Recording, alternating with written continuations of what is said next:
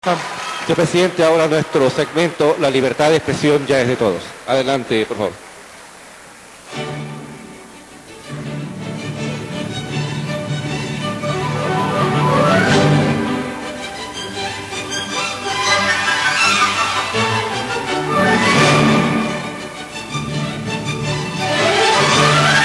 La libertad de expresión ya es de todos.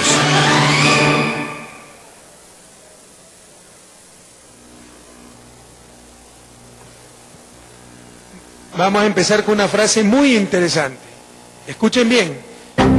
En las condiciones existentes, los capitalistas controlan inevitablemente, directa o indirectamente, las fuentes principales de información: prensa, radio, educación. Les repito, los capitalistas controlan inevitablemente, directa o indirectamente, las fuentes principales de información: prensa, radio, educación. Es así, extremadamente difícil y en verdad en la mayoría de los casos imposible para el ciudadano individual sacar conclusiones objetivas y hacer uso inteligente de sus derechos políticos. ¿Quién dijo esto? ¿Chávez, Fidel Castro, Trotsky, Lenin, Mao Zedong? No, lo dijo la mayor mente del siglo XX, don Albert Einstein. Pongan ahí el nombre, ¿ok? Que lo denuncien ante la CIP también por atentar contra la libertad de expresión. Que lleven el caso ante la CIP, porque qué horror cómo está atentando contra la libertad de expresión. Bueno, empecemos con este segmento tan entretenido y que créanme que está teniendo mucha acogida. Primero voy a instituir también la cantinflada de la semana, ¿no? Es decir, un artículo editorial o que fuere, periodístico, que sirva para nuestros estudiantes de comunicación, periodismo, para saber lo que no tienen que hacer, ¿no? No porque critican o no al gobierno, sino porque atentan contra la lógica, contra elemental inteligencia, etcétera. Que sirvan de casos de estudio, porque no puede haber tanta mediocridad en nuestra clase periodística. Fíjense, pongamos primero, ya me pusieron el editorial pónganme el editorial.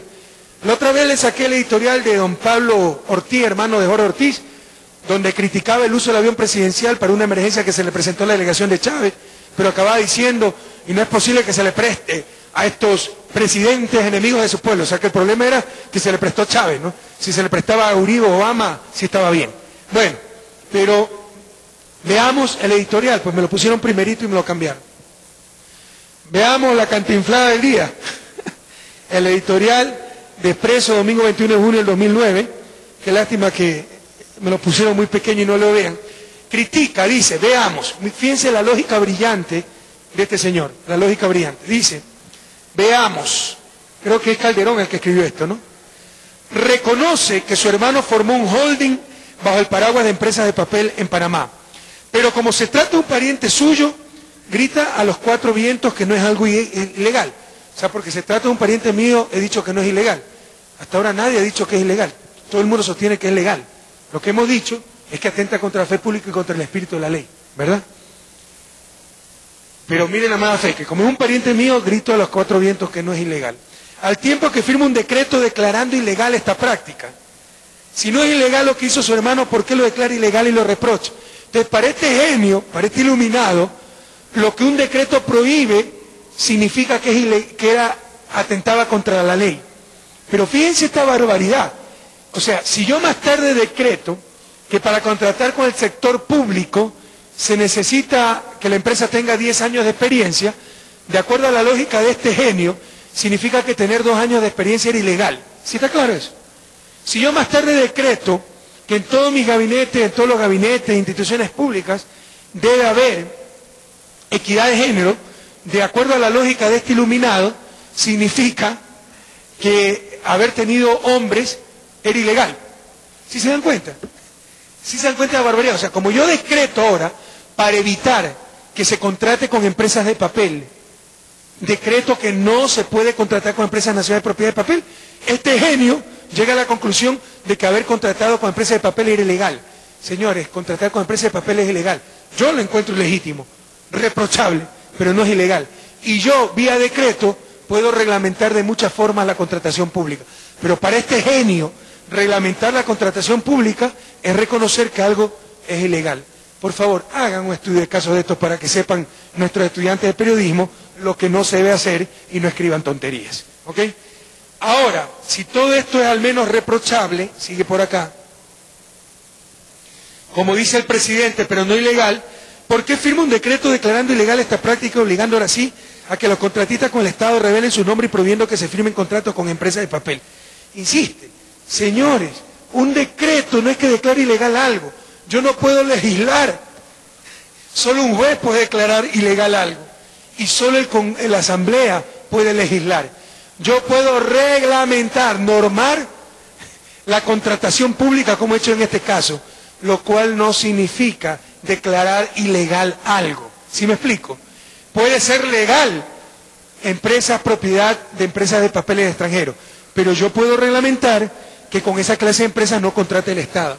Puede ser legal que, qué sé yo, que una empresa tenga solo 5 años de experiencia, pero yo puedo reglamentar para contratación pública que debe tener más de 10 años de experiencia para contratar con el Estado. ¿Sí se dan cuenta la barbaridad que habla este tipo? ¿Cómo confunde las cosas? La capacidad normativa por medio de un decreto ejecutivo y dice que eso declara ilegal y reconoce que es ilegal algo. Así es como se distorsionan las cosas. Sigue este señor. El presidente dice que el hecho de que su hermano tenga contratos y subcontratos en proyectos del sector público no es nada grave ni ilegal. Yo he dicho exactamente lo contrario, aquí está mintiendo abiertamente. ¿Por qué firma un decreto que prohíbe esta práctica? Presidente, porque lo considero grave. Pero eso no significa que esté declarando ilegal. Yo no soy juez, no puedo declarar ilegal algo. Entonces, por favor, comuníquenle al señor Calderón que se ilustre un poquito y los estudiantes de comunicación social estudien este editorial. Y cada semana les sacaré un artículo, noticia editorial de lo que no se debe hacer en la prensa para ver si elevamos un poquito el nivel de ignorancia y de mediocridad de nuestros periodistas.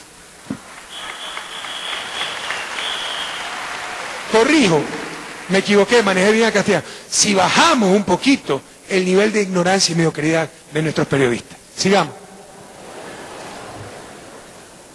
Ahora cuidado, si firmo un decreto declarando zona protegida el Yasuní, resulta que era ilegal lo anterior, que existe el Yasuní. O sea, la lógica de este tipo es peligrosísima. No va a poder firmar decreto ejecutivo porque eso, de acuerdo a este genio, significa declarar ilegal lo que estoy regulando normal, o lo que estoy tratando de remediar con ese decreto. Qué barbaridad, Dios mío. Bien, esto es de campeonato. ¿Se acuerdan que la semana pasada, cómo me indigna que descalificados morales nos quieran dar cátedra de moral y buena costumbre, que no tengan la decencia de quedarse callados, sino que todavía quieran, le insisto, continuar en el pedestal que ellos mismos se construyeron. Aquí teníamos un editorial de Comercio 18 de junio de mi inefable amigo Carlitos Vera Rodríguez, La moral del Correa, ¿no? Dándonos cátedra de moral y le insisto, y buenas costumbres, como acostumbra hacer esta gente. Bueno, veamos qué fue este señor en el gobierno de Abdalá Bucaram, pues para ver si tiene alguna calidad moral de decir algo. Sigamos. Le dije que le iba a traer esto. Tráeme el nombramiento.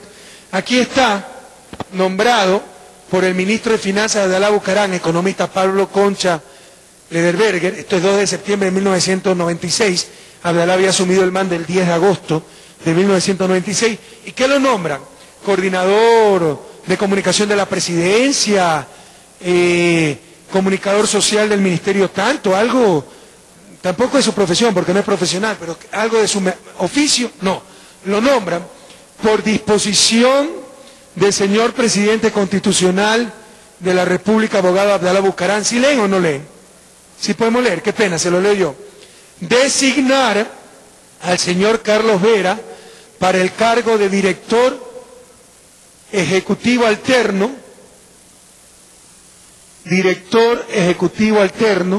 por Chile-Ecuador ante el directorio ejecutivo del Banco Interamericano de Desarrollo y la Corporación Interamericana de Inversiones. Esto es para manejar finanzas, créditos del BID al Ecuador. Pregunto yo, este hombre, que ni siquiera está capacitado para ser periodista, estaba capacitado para manejar las finanzas del país con el BID, estaba capacitado para dirigir nuestra deuda externa con el BID. Esto es corrupción, señores. Y ahora nos vienen a hablar de moral, de poco pillos que ha tenido este país.